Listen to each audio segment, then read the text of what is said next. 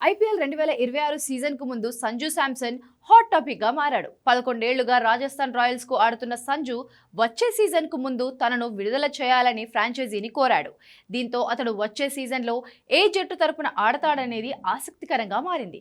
రాజస్థాన్ రాయల్స్ను వీడేందుకు సంజు శాంసన్ సిద్ధమైన నేపథ్యంలో అతడి కోసం ముఖ్యంగా 2 ఫ్రాంచైజీలు పోటీ పడుతున్నాయి.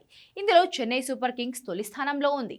ఇదే సమయంలో కోల్కతా నైట్ రైడర్స్ కూడా సంజు శాంసన్ కోసం పోటీ పడుతున్నాయి. 2 జట్లకు ఓపెనింగ్ బ్యాటర్ అవసరం. అంతేకాకుండా కేకేఆర్ కు కెప్టెన్ కూడా కావాలి. దీంతో ఈ 2 జట్లలో ఎవరు సంజును దక్కించుకుంటారనేది తేల్చాలి. అయితే ఐపీఎల్ 2025 సీజన్ ముగిసినప్పటి నుంచి సంజు శాంసన్ కోసం చెన్నై సూపర్ కింగ్స్ ఆసక్తి చూపుతోందని ప్రచారం జరుగుతోంది. తాజాగా వాటికి మరింత ఊతం ఇచ్చేలా సంజు వ్యవహార శైలి కూడా ఉంది.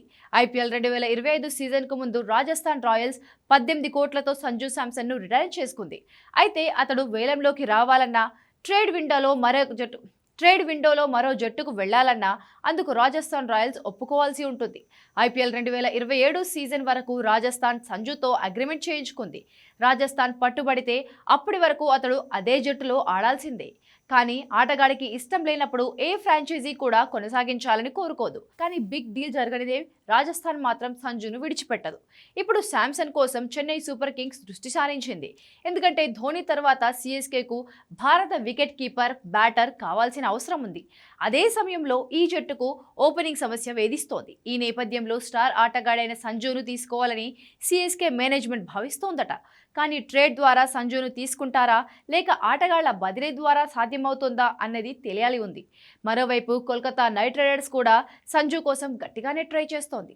శ్రేయస్ అయ్యర్ దూరమయ్యాక ఆ జట్టు నాయకత్వం విషయంలో ఇబ్బంది పడుతోంది. గతేడాది అజింక్య రహానే సారథిగా ఉన్నప్పటికీ ఆకట్టుకోలేకపోయాడు.